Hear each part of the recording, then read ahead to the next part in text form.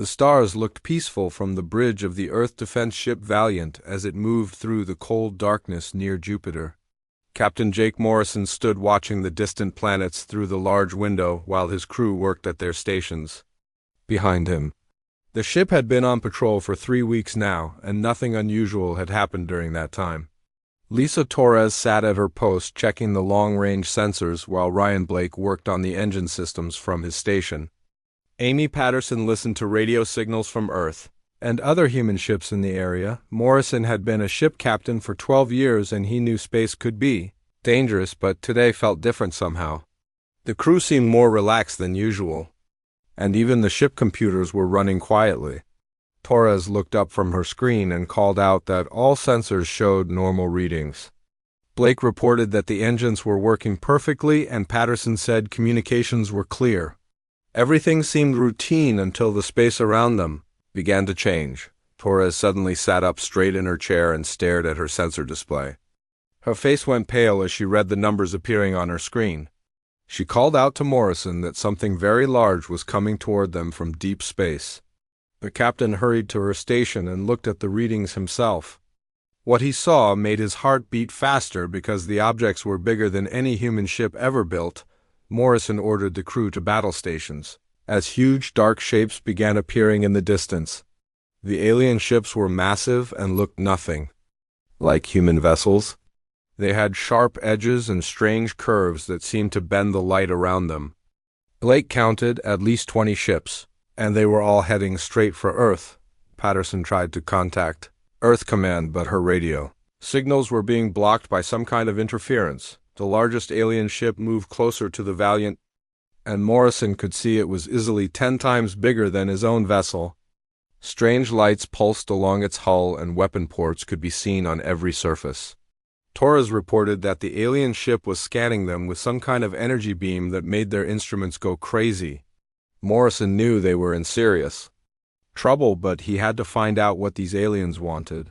A voice suddenly came through their communication system speaking perfect English. The voice was deep and harsh and sounded like it came from something that was not human. The alien identified himself as Admiral Kekstar of the Zephyrian Empire and demanded that the human ship surrender immediately.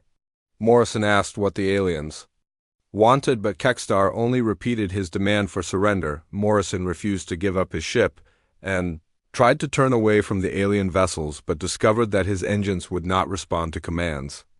Blake worked frantically at his controls, but reported that some kind of energy field was holding them in place. Torres watched her sensors as more alien ships appeared around them until the Valiant was completely surrounded. Patterson kept trying to send messages to Earth, but nothing was getting through the alien interference. The alien admiral spoke again, and this time his voice carried a threat that made the bridge crew go silent. Kekstar explained that the Zephyrian Empire had come to claim Earth and all its resources for their own use. He said that humans were a primitive species that had barely learned to travel between planets and should be grateful to serve a more advanced civilization. Morrison felt anger rising in his chest at these words, but he knew his small ship could not fight against such overwhelming force. Kekstar continued speaking and told Morrison that Earth had exactly 1 day to surrender or face complete destruction.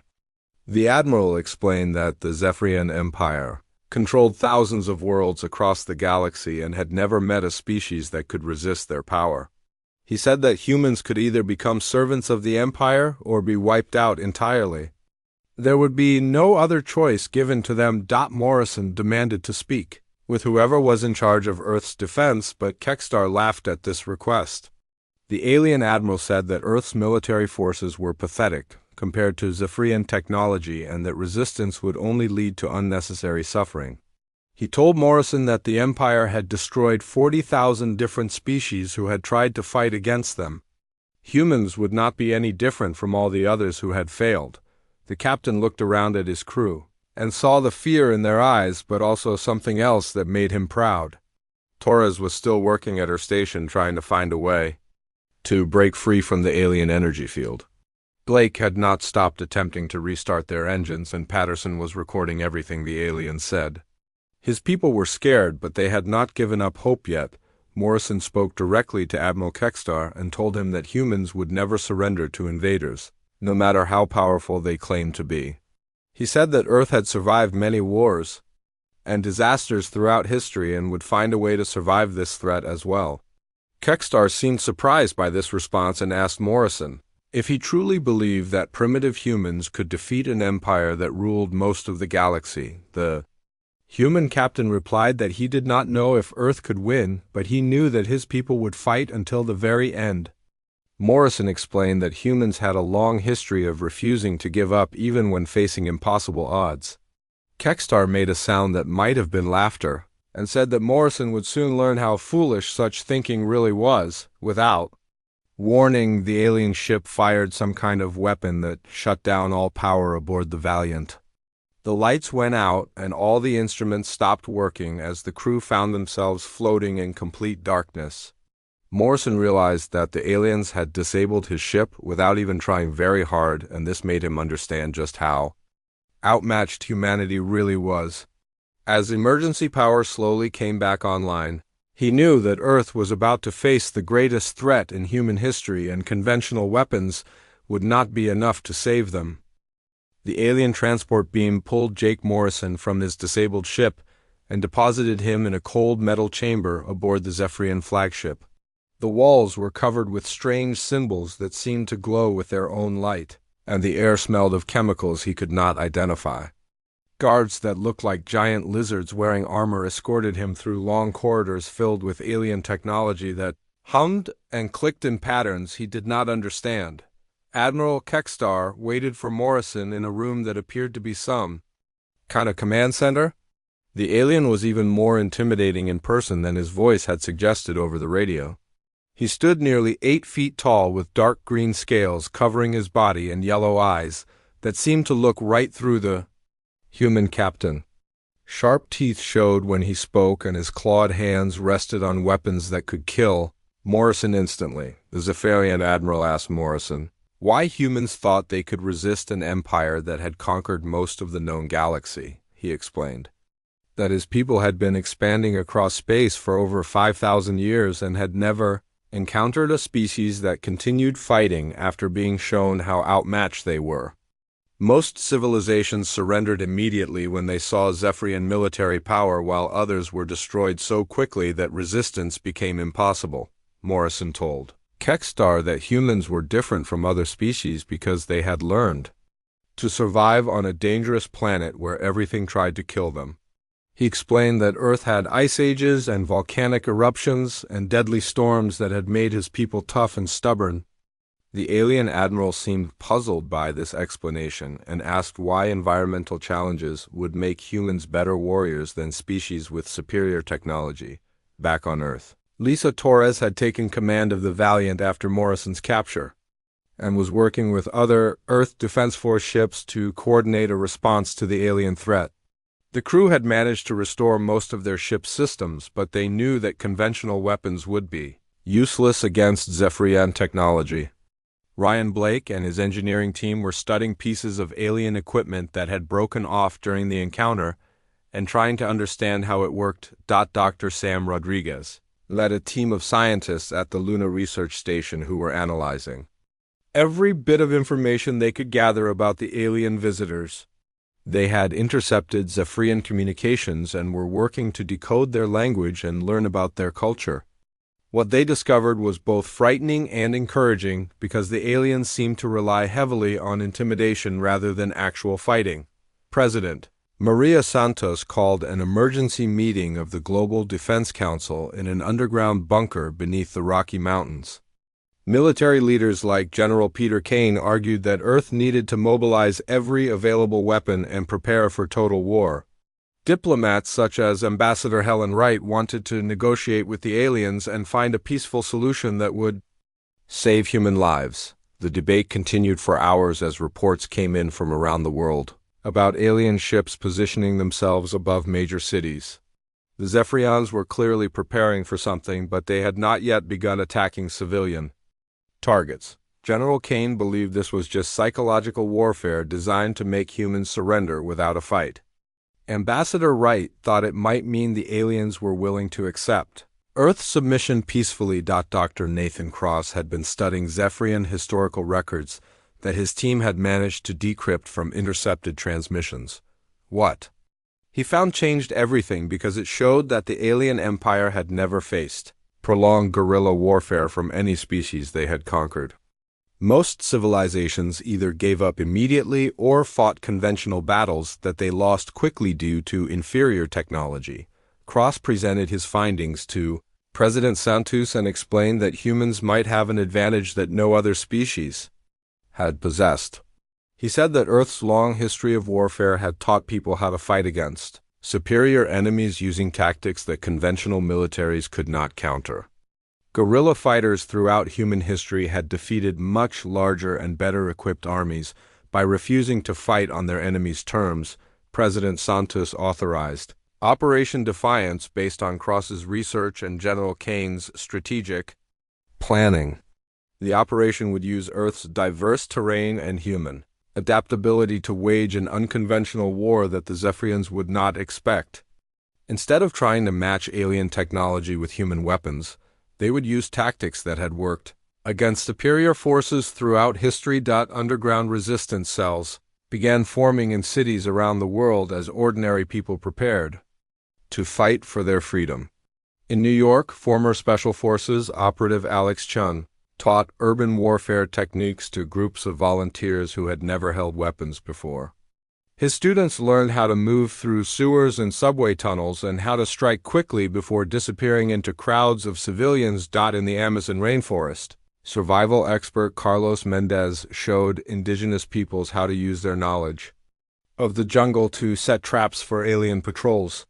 The dense vegetation and dangerous wildlife that made the region difficult for humans to navigate would be even more challenging for aliens who had never encountered such an environment. Mendez taught his students that the jungle itself could become their greatest weapon. High in the Himalayan mountains, professional climber Sarah Kim demonstrated how humans could operate in environments that would be impossible for most alien species. The thin air and extreme cold that challenged even experienced mountaineers would be deadly obstacles for beings evolved on different worlds. Kim's teams learned to use the mountains as natural fortresses that could protect human refugees and supply bases. Admiral Kekstar was becoming frustrated with human resistance as reports reached him from around Earth about coordinated attacks on Zephyrian ground installations. His forces were taking casualties from enemies they could barely see who struck without warning and vanished before reinforcements could arrive. The Admiral had expected humans to either surrender quickly or fight conventional battles that his superior technology could easily win. Morrison continued his conversations with Kekstar and began to understand that the Zephyrian Empire's greatest weakness was their inability to adapt to unexpected situations. They had become so accustomed to overwhelming opposition with superior firepower that they had never developed strategies for dealing with enemies who refused to fight fair. The alien admiral was confused by human behavior because it did not match any patterns in his military training.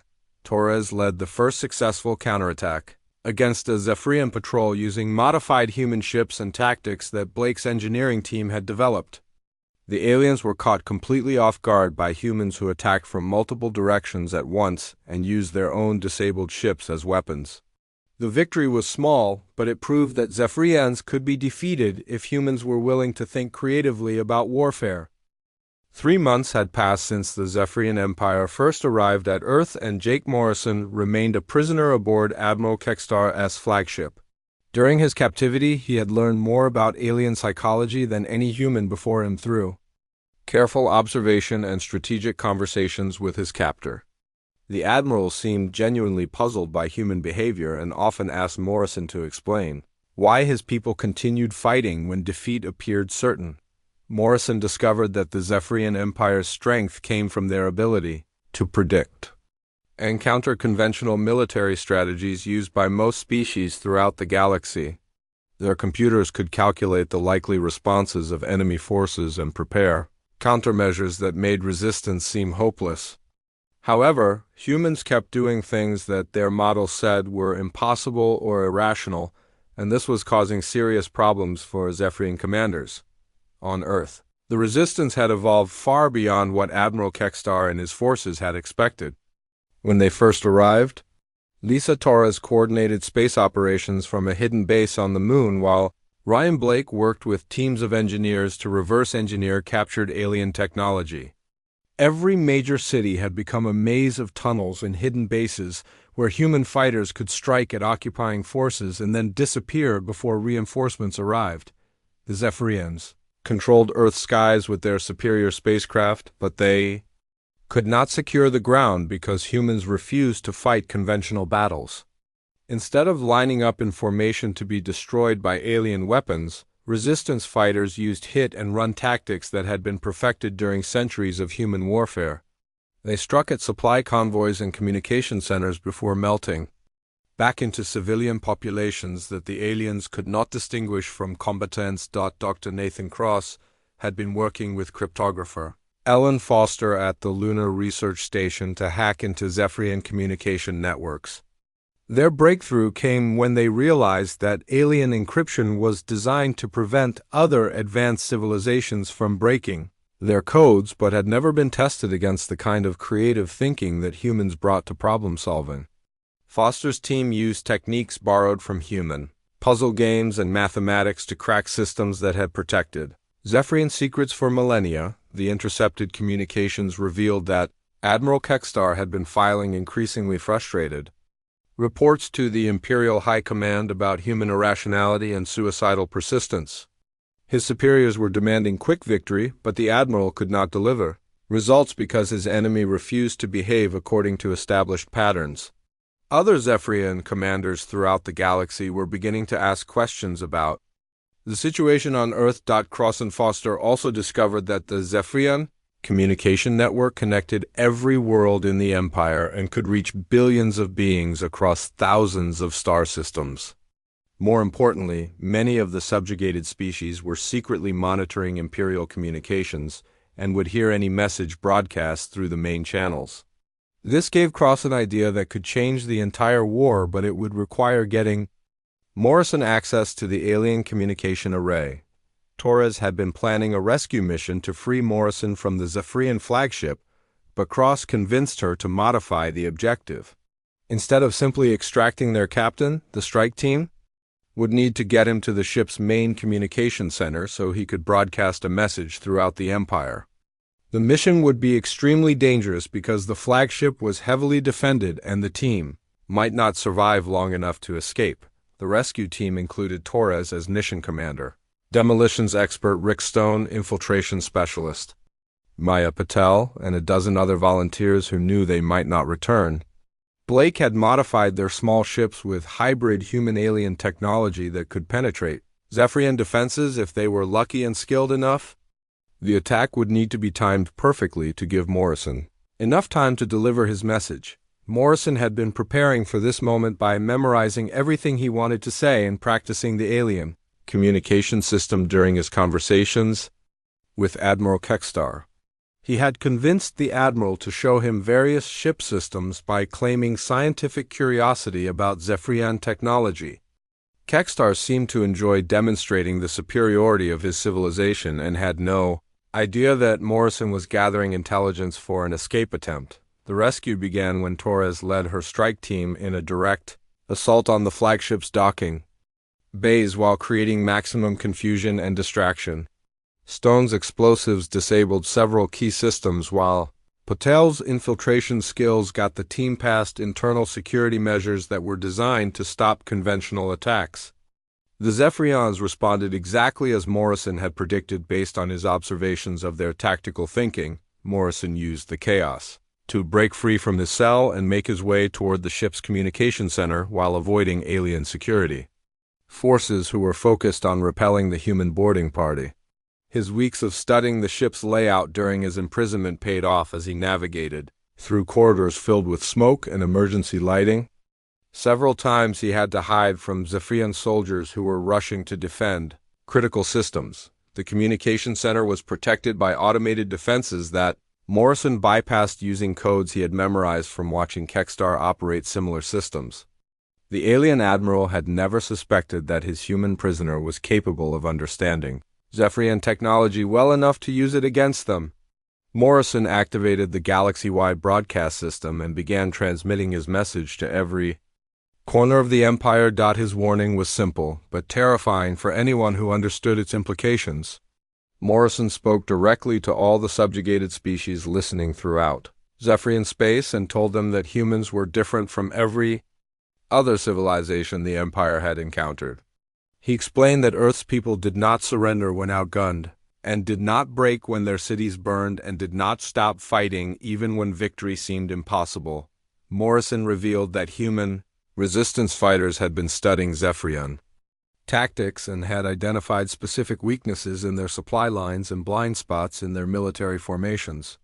He provided detailed information about alien psychology and command structure that other species could use to organize their own resistance movements. Most importantly, he announced that humans had been reverse engineering Zephyrian technology and were now capable of taking the fight to other worlds. The broadcast included recordings of successful human attacks against Zephyrian forces and proof that the supposedly invincible Empire could be defeated by determined opponents who refused to follow conventional military doctrine. Morrison played intercepts of Admiral Kekstar's frustrated reports to Imperial High Command and revealed how confused and demoralized Zephyrian commanders had become after months of fighting an enemy they could not understand. Morrison's warning ended with a promise that would echo throughout the galaxy for generations to come. He told every species under Zephyrian rule that if the Empire did not withdraw from Earth immediately, humanity would spread their virus of resistance to every oppressed world in known space. Humans would teach other species how to fight and would provide them with the technology and tactics needed to break free from imperial domination. The message concluded with Morrison explaining that humans had learned something during their short time in space that the Zephyrian Empire had forgotten during their long centuries of expansion. True strength did not come from superior weapons or overwhelming numbers, but from the refusal to accept that might makes right. Any species could choose freedom over submission if they were willing to pay the price that freedom demanded. Jake Morrison's broadcast sent shockwaves throughout the Zephyrian Empire that reached every corner of known space within hours of transmission. On the imperial capital world of SciFiPrime, High Admiral Vexan convened an emergency council. As reports flooded in from sector commanders who were suddenly facing unprecedented challenges to their authority, the message had reached not only Zephyrian forces but every subjugated species under imperial rule, and the effects were becoming visible across thousands of worlds. Intelligence reports from distant sectors began describing what Zephyrian analysts called anomalous resistance patterns on worlds that had been peaceful for centuries. The aquatic Narration of Kepler-4.2b had begun organizing underwater resistance cells using tactics that seemed copied directly from human guerrilla warfare manuals. The insectoid Vexians on Proxima Centauri b were coordinating attacks on Imperial installations with a level of strategic thinking they had never demonstrated before. High Admiral Vexan studied these reports with growing concern because they represented the first organized resistance the Empire had faced in over 2,000 years. Most species either surrendered immediately when confronted with Zephyrian military power or were destroyed so quickly that their defeat served as an example to other worlds. Now, dozens of previously compliant civilizations were suddenly questioning why they had submitted so easily to imperial rule on Earth. The resistance received an unexpected boost when several alien species began secretly transmitting biological and technological data to human scientists. Dr. Sam Rodriguez and his medical team discovered that the Narration had shared detailed information about Zephyrian physiology that revealed weaknesses in their armor and life support systems. The Vexians provided schematics for imperial communication networks that could be exploited to coordinate resistance activities. Ryan Blake worked with this new alien intelligence to develop hybrid technologies that combined human ingenuity with advanced scientific principles from species across the galaxy. His engineering teams created weapons that used Zephyrian power sources but fired projectiles made from Earth materials that alien sensors could not detect. They built communication devices that could reach other star systems using frequencies that Imperial monitoring systems ignored. President Maria Santos had moved her government to a series of hidden bunkers throughout the Rocky Mountains as Zephyrian forces increased their efforts to capture Earth's leadership. She coordinated with resistance commanders around the world through encrypted channels that Blake's teams had established using captured alien technology. The global resistance now included millions of volunteers who had been trained in guerrilla warfare techniques developed specifically for fighting technologically superior enemies. Lisa Torres commanded space-based operations from a captured Zephyrian cruiser that had been renamed the Liberty by its human crew. Blake's engineering teams had modified the ship extensively by removing alien automation systems and replacing them with manual controls that human pilots could operate more effectively. The hybrid vessel combined the best features of both technologies and had become the flagship of Earth's growing space fleet. The Liberty was crewed entirely by volunteers who knew they were flying the most dangerous missions in human history. Pilot Jake Sullivan had been a civilian cargo hauler before the invasion but had learned to operate alien spacecraft with a skill that impressed even Zephyrian prisoners. Weapons specialist Nicole Davis had adapted Imperial energy cannons to fire in patterns that confused alien targeting computers and made the ship nearly impossible to hit in combat. Admiral Kekstar faced mounting pressure from his superiors as the situation on Earth continued to deteriorate beyond what any Zephyrian commander had experienced before. His own troops were beginning to question Imperial methods after witnessing human determination firsthand during months of occupation duty. Some alien soldiers like Commander Zeltok had privately expressed admiration for human courage and wondered why their empire needed to conquer other species at all. The turning point came when Torres received intelligence from Nathan Cross about a nearby star system where Zephyrian forces were struggling to maintain control over a rebellion inspired by Morrison's broadcast. The Altarian system contained 3 inhabited worlds that had been under Imperial rule for over 800 years, but were now coordinating resistance activities that stretched Zephyrian resources beyond their limits. Torres proposed Operation Prometheus, a daring mission to liberate the Altarian system using captured Zephyrian ships and newly developed hybrid technology. The plan would demonstrate that humans could not only resist occupation but could take the fight directly to the oppressors on their own territory. Success would prove to the galaxy that the Zephyrian Empire was not invincible and could be defeated by determined opponents. President Santos authorized the mission despite objections from some military advisors who thought it was too risky. General Peter Kane argued that Earth needed all available ships to defend the home system, but Santos believed that helping other species gain their freedom was worth the risk. She understood that human survival depended on spreading resistance throughout the galaxy before the Empire could organize an overwhelming counterattack. The strike force included the Liberty and 6 other modified alien vessels crewed by human volunteers and supported by Narathi and Nexian advisors who had secretly joined the rebellion.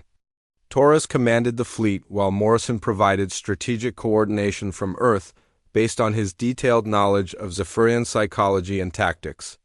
The mission would be humanity's first offensive operation beyond their own solar system. The liberation of Altair began with coordinated attacks on Imperial communication networks that prevented Zephyrian commanders from calling for reinforcements. Human ships used guerrilla tactics adapted for space combat, while native resistance fighters struck at ground installations, using weapons and explosives provided by Earth. The combination of human strategic thinking and alien local knowledge proved devastatingly effective against Imperial forces. Zephyrian defenders found themselves fighting an enemy that refused to engage in conventional fleet battles and instead used hit-and-run tactics that made their superior firepower useless. Human pilots would strike at supply convoys and then disappear into asteroid fields where alien sensors could not track them. Native fighters would attack garrison posts and then blend back into civilian populations that the occupiers could not distinguish from combatants. The victory at Altair was complete within 2 weeks as the remaining Zephyrian forces abandoned the system rather than face continued losses from an enemy they could not defeat. News of the successful liberation spread across the galaxy faster than the Empire could suppress it because human engineers had established communication networks that bypassed Imperial monitoring systems. The message was clear to every subjugated species: the Zephyrians could be beaten. 3 more star systems declared independence in the following weeks as native populations rose up against their occupiers with tactical support and inspiration provided by human advisors. The Empire was facing its first major crisis in millennia, and High Admiral Vexen knew that traditional military responses would not work against an enemy that had fundamentally changed the rules of galactic warfare. The humans had done something that no other species had managed in 5,000 years of imperial expansion. They had shown the galaxy that freedom was possible. 6 months after first contact, High Admiral Vexen arrived at Earth with the largest fleet the Zephyrian Empire had assembled in over 1,000 years. He commanded more than 200 warships carrying enough firepower to reduce entire planets to ash, and had orders from the Imperial High Command to make an example that would restore fear throughout the galaxy. However, when his massive fleet emerged from hyperspace near Jupiter, Vexen discovered that the solar system had been transformed into something no Zephyrian commander had ever encountered before. Human ingenuity had turned every asteroid into a weapons platform bristling with hybrid technology that combined alien energy sources with Earth materials. The moons of Jupiter and Saturn had become heavily fortified bases connected by supply lines that stretched throughout the outer planets. Space itself had been converted into a 3-dimensional battlefield that favored guerrilla tactics over the conventional fleet actions that had given the Empire victory for millennia. Lisa Torres commanded the space defense from her flagship Liberty, now leading a fleet of over 50 captured and modified alien vessels, crewed by humans who had learned to think like pirates rather than traditional military officers. Jake Morrison coordinated overall strategy from a command center hidden deep beneath the Rocky Mountains, where he worked with President Maria Santos and her military advisors to direct the most complex defensive operation in human history. The final confrontation began not with massive fleet battles, but with a war of information that reached every corner of the galaxy. Dr. Nathan Cross had worked with liberated alien scientists to broadcast proof that the Zephyrian Empire had built its power on lies that kept subjugated species from realizing their own potential.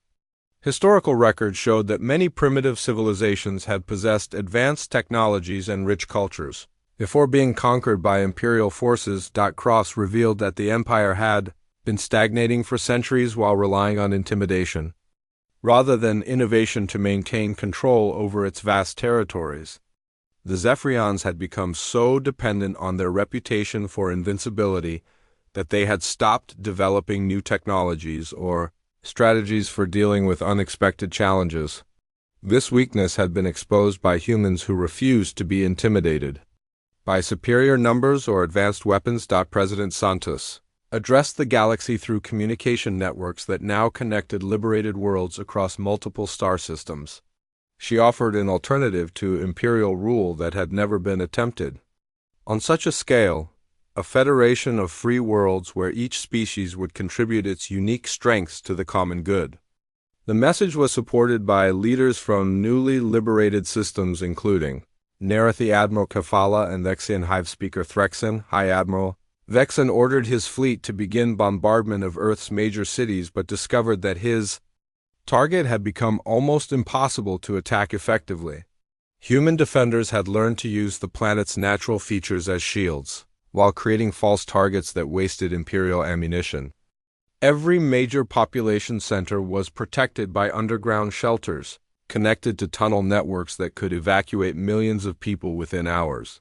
The space battle that followed was unlike anything in recorded galactic history because the humans refused to fight according to established rules of engagement. Torres used tactics borrowed from pirates and terrorists that made her fleet nearly impossible to track or predict. Her ships would appear from behind asteroids to strike at Vexan's supply lines and then vanish into debris fields before Imperial weapons could target them. Effectively, Morrison coordinated the defense with a deep understanding of Zephyrian psychology, gained during his months as Admiral Kekstar's prisoner. He knew that Imperial commanders expected their enemies to either surrender quickly or fight conventional battles that superior technology could easily win. Instead, human forces used every dirty trick that centuries of warfare had taught them, while adapting alien technology in ways that no other species had ever attempted. The turning point came when Admiral Kekstar was faced with a choice that would define the future of galactic civilization. High Admiral Vexen had ordered him to execute captured human prisoners as an example to other species, but Kekstar found himself unable to follow commands that violated everything he had learned about honor during his months of fighting Earth's defenders. The human capacity for sacrifice and determination had changed his understanding of what war should be. In a dramatic confrontation aboard his flagship, Kekstar refused direct orders from his superior and instead opened communication channels with Morrison. The alien admiral had come to realize that the Zephyrian Empire's methods were fundamentally wrong and that true strength came from cooperation rather than domination. His decision to break with Imperial tradition inspired other Zephyrian officers to question their own roles in maintaining an unjust system, the rebellion within. Zephyrian ranks spread quickly as more commanders chose to follow Kekstar's example, rather than continue a war that had already been lost in the realm of ideas.